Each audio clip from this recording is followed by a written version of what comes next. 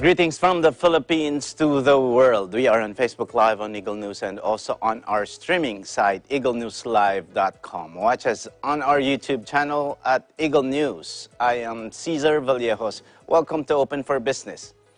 Join me to discover the latest news and information in business around the world. Stay ahead of the curve from vision to action. Businessmen and ordinary citizens have always wanted to have simple procedures, easy steps, and fast systems when they transact with government.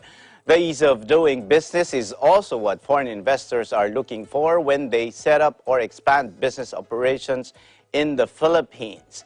Thanks to Republic Act 11032, or the Ease of Doing Business and Efficient Government Service Delivery Act of 2018, the landmark law of the Duterte administration that intends to create programs that simplify requirements and streamline procedures in government transactions. After more than a year of the law's enactment, how easy and speedy is it to get or apply for a license, clearance, permit, certification, or authorization? What are the major improvements that Filipinos have seen and felt when it comes to ease of doing business? For the very first time in Open for Business, we have the Director General of the Anti-Red Tape Authority, or ARTA, which is mandated to implement and oversee national policy on anti-red tape and ease of doing business and implement reforms to improve competitiveness ranking of the Philippines.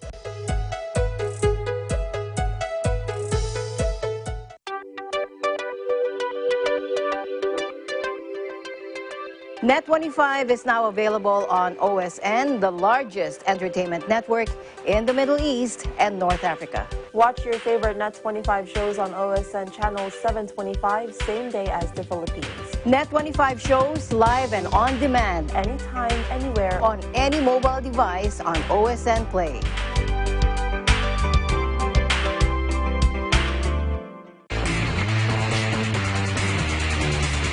Soccer, the world's favorite sport. And it's no wonder. Spectacular goals. And plenty of emotion.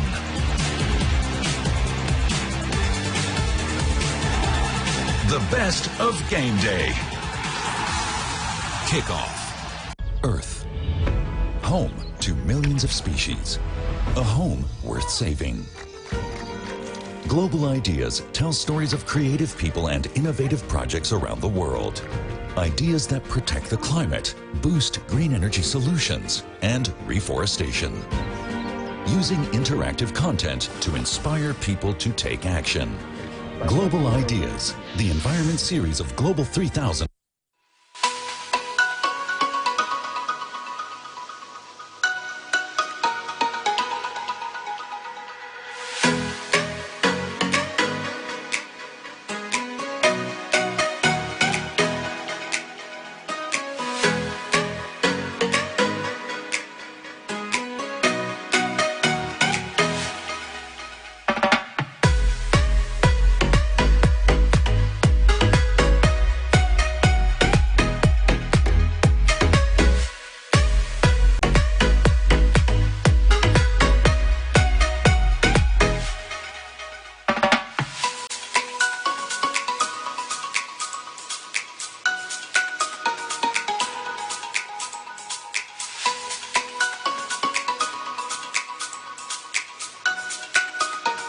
ASEAN in Focus, Monday to Friday, 2 to 2:30 p.m.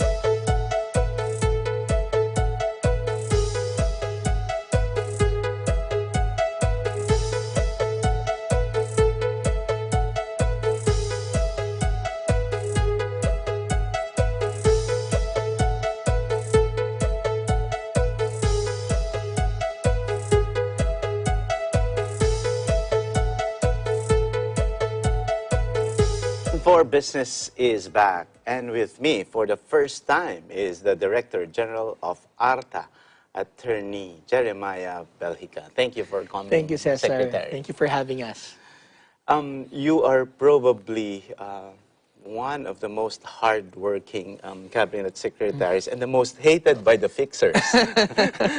So, Secretary, how do you manage going into this different government agencies and making sure that they are compliant with what the law says? Well, first off, I want to thank you for having us.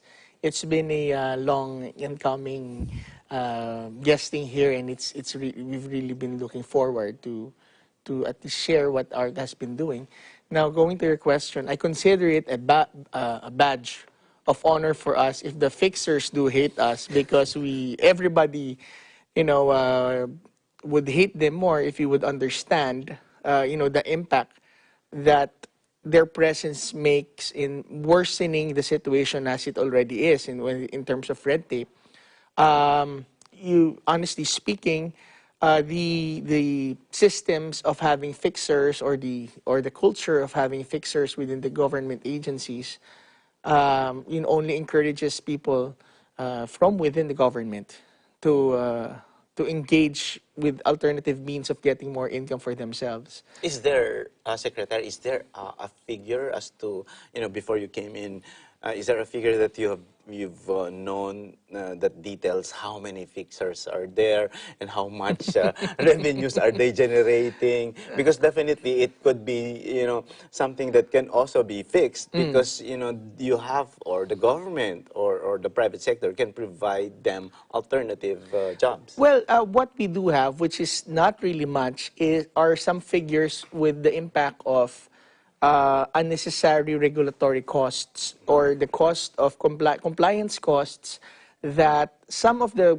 sectors in society, some of the industries do have. For example, in 2017, it is estimated that around 142 billion pesos are being spent by private citizens for regulatory and compliance costs. When you talk about regulatory and compliance costs, these are costs of compliance to application processes or processing of your documents. Say, for example, kukuha ka ng mga messengers, having it reprinted, and photocopied, cost of travel, and sometimes including the unexpected or secret costs that are also involved in getting things done in a quicker way under the table and all of those things. So for the housing sector, it's about 142 billion pesos. For the chemical industry, it's about 1.8 billion in 2017.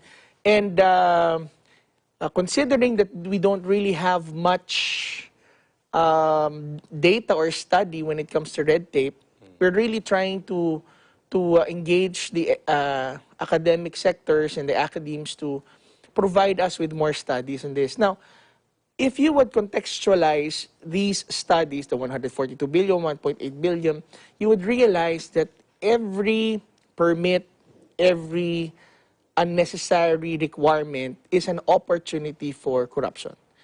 If there's an opportunity for corruption, it means there's always an opportunity for fixers.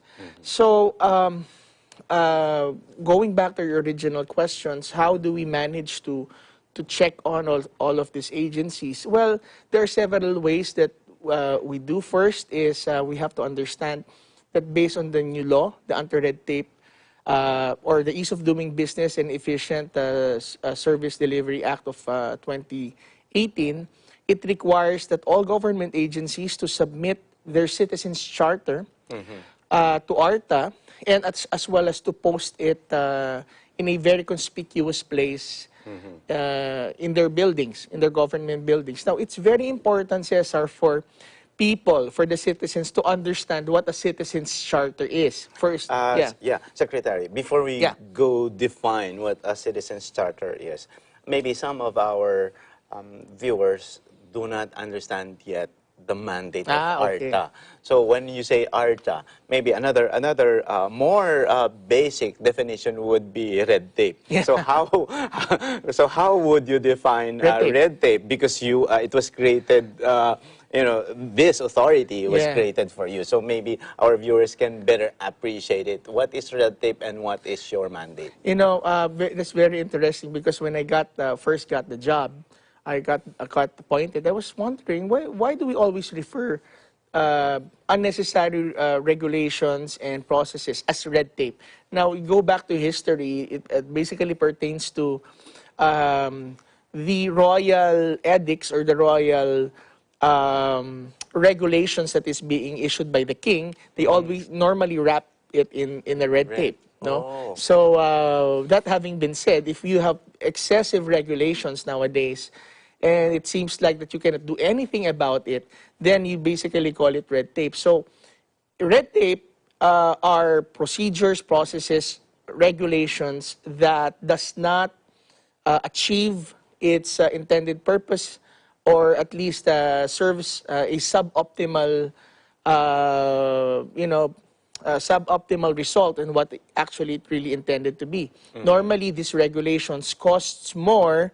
The regulatory costs for the government to maintain these regulations sometimes are more costly than the actual benefit that they receive in maintaining these regulations. So that is in terms of number one, cost and time spent. Cost, time, and also sinasabi nga namin, red tape and corruption, they're siblings. They always come together. And I would always say that the biggest culprit of sabotaging our economy is not the government officials who steal money from us, but it's red tape. Because of red tape, dreams were never realized, songs were never launched, books were never written, businesses were never opened, and let alone the time that was, that was wasted by, cumulatively as a country. If you take all of that together, I think it would cost more than the corruption that we are actually dealing with now, and it's actually not a fault of a single person or a single administration. It is actually a result of the eagerness of our of our society to regulate or at least to stop greed and corruption. In so doing, we come up with all of these requirements that normally chokes to death the industry that it's trying to at least regulate.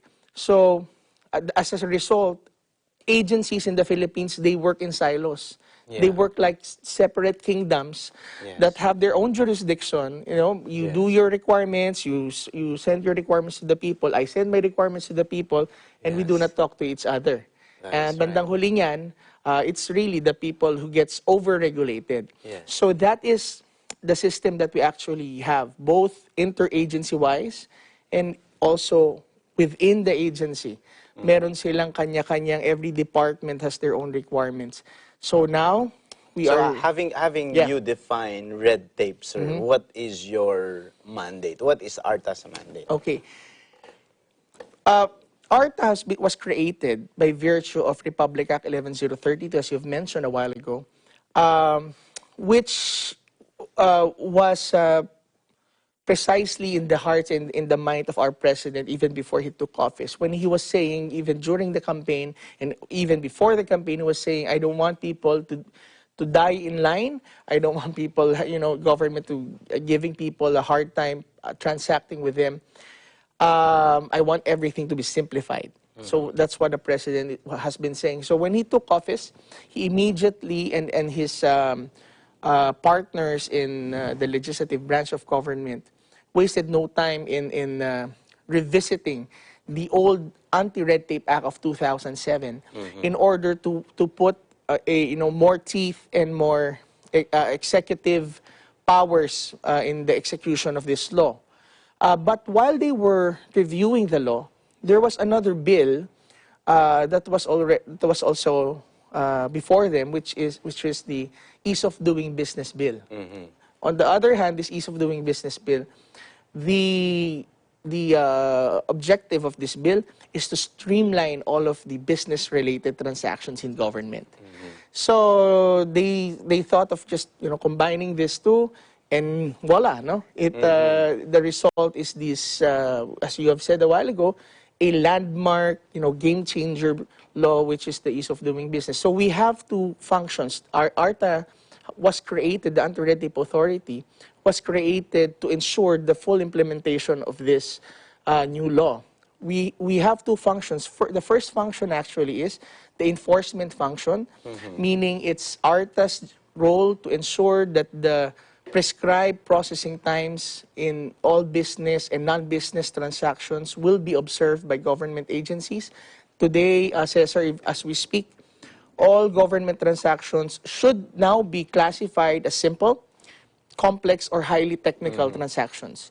If your transaction in government is merely a simple transaction, it should not take the government agency more than 3 days. For complex transactions, 7 days. For highly technical transactions, which entails public health and public safety, 20 days. So that's 3, 7, and 20. Now, you have your, of course, definition of simple, complex, Yes. and Highly technical. Highly technical. Yeah. So each classification would have that specific number of days to process. But so far, Secretary, how has it been? Are there, like, say, for example, because there are some, also people who I interview.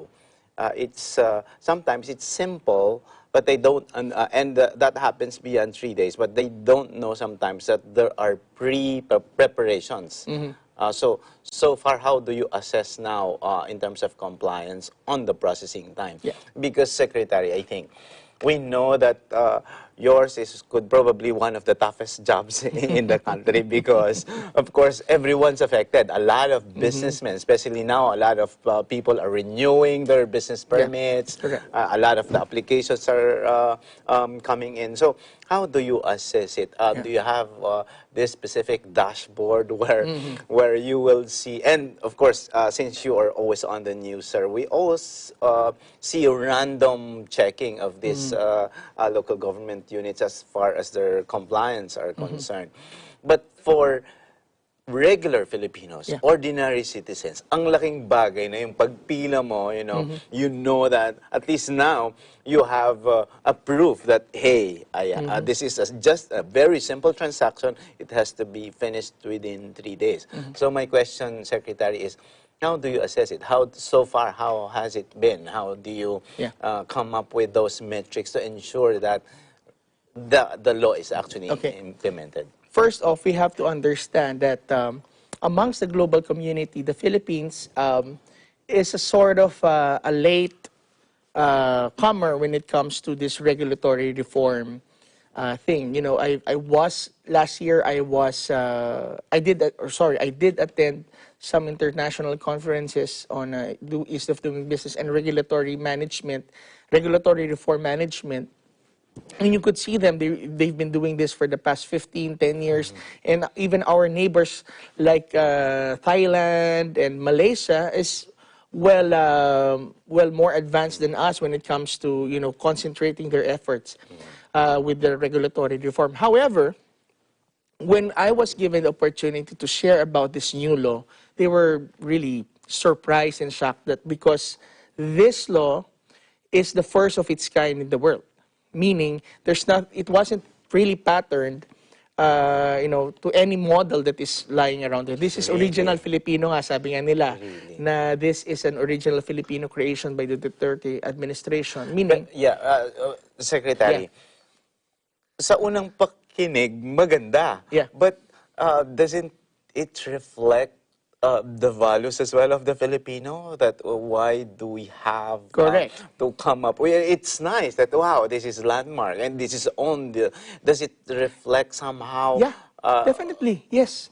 Yes, there's no sugarcoating it. We really need to take on this monster of red tape with the appropriate response that we should really have. And what we're saying is, as I was explaining the mandate of ARTA a while ago, there are two major functions of ARTA. One is enforcement, enforcing the 3720, and even filing cases for those who are non-compliant, which we already did with some of the cases, and also helping government agencies to streamline and also to institutionalize what you call a regulatory management system, to just to change the paradigm by which government offices and agencies and government people see their role in regulating a certain industry. Kasi kadalasan, they take on this police mentality. No offense with the police people, police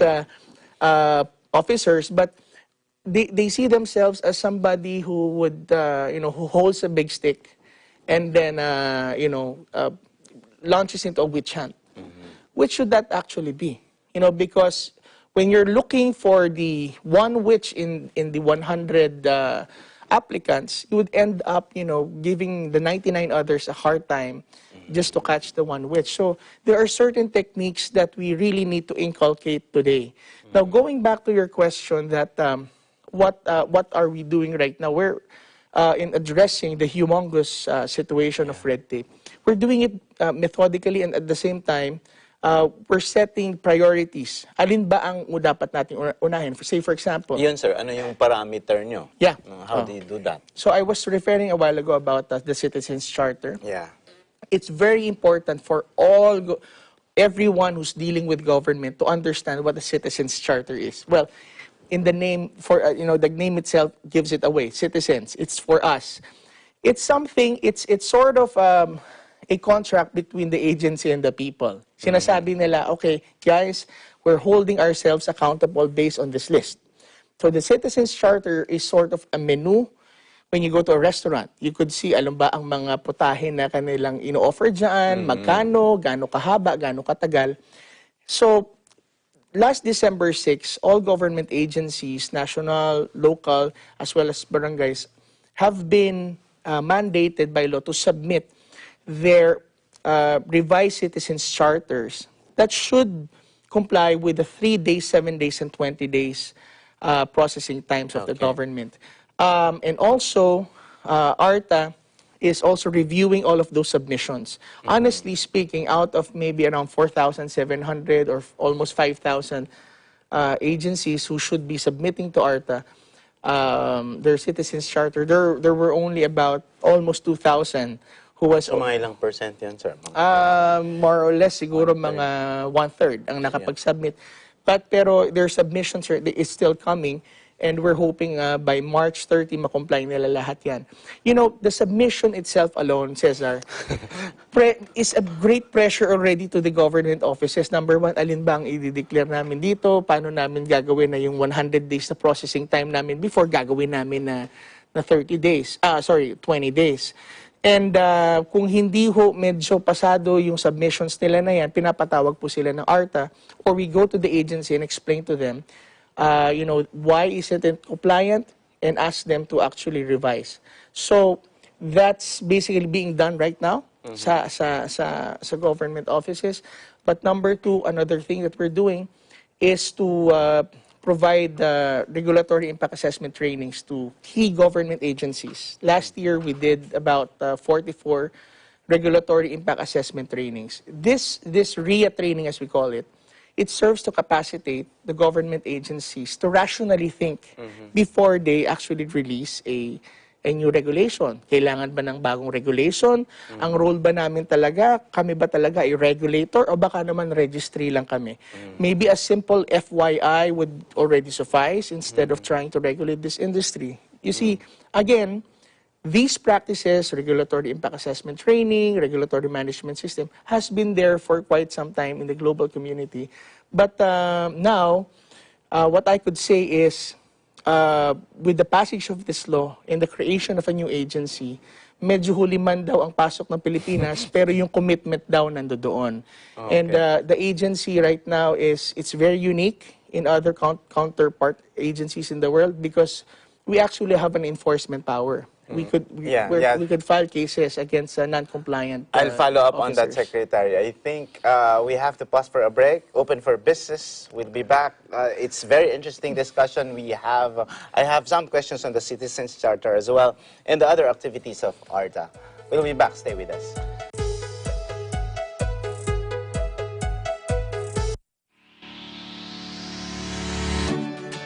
Mga kababayan, lalo na sa mga OFWs sa Middle East at North Africa, may good news kami para sa inyo. Mapapanood na ninyo ang Net25 at iba pang Filipino channels na hatid ng OSN sa presyong abot kaya. Libre ng box at installation, walang admin fees at no extra charges. Saktong entertainment na sakto lang sa budget mo. Bumisita na sa pinakamalapit na OSN store o dealer. And subscribe now!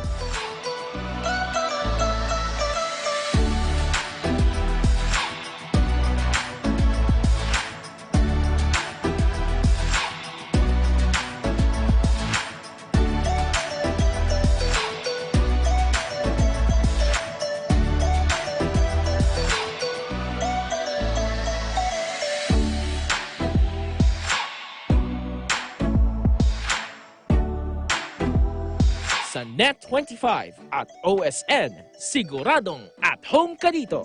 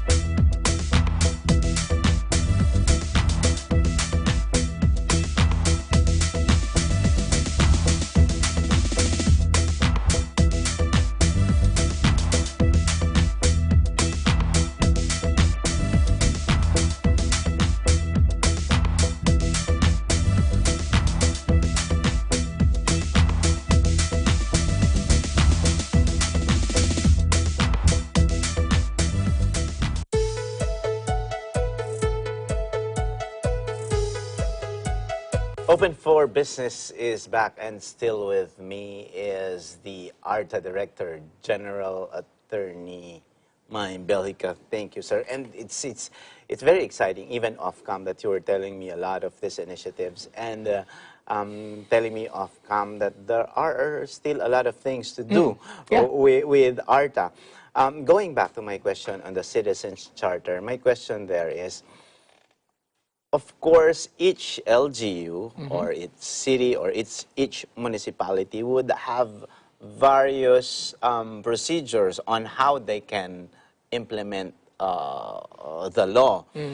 Assuming there will be some discrepancies or they cannot really somehow, when they say, how would I shorten 100 procedures into 3 or into 5, into 10? Who resolves that? And do you see a trend as to it's more a matter of giving them very, very specific guidelines and not necessarily about personalities or who's sitting there, or change of culture? Because sometimes, you know, we always say that, you know, the hardest part is accepting change. Yeah. You know, the good thing about having this new law and the creation of ARTA, it's a strong signal for all government agencies, not only for the time being, that streamlining and the battle against red tape is no longer an option. It is now mandatory. Okay. Mandatory. So, it should not be based on personalities only. And what would happen now in the local government units, which we could actually say that, you know, the potential and the rate that we're going now with the response of the local government units and the local chief executives is very encouraging. I am very optimistic in seeing a huge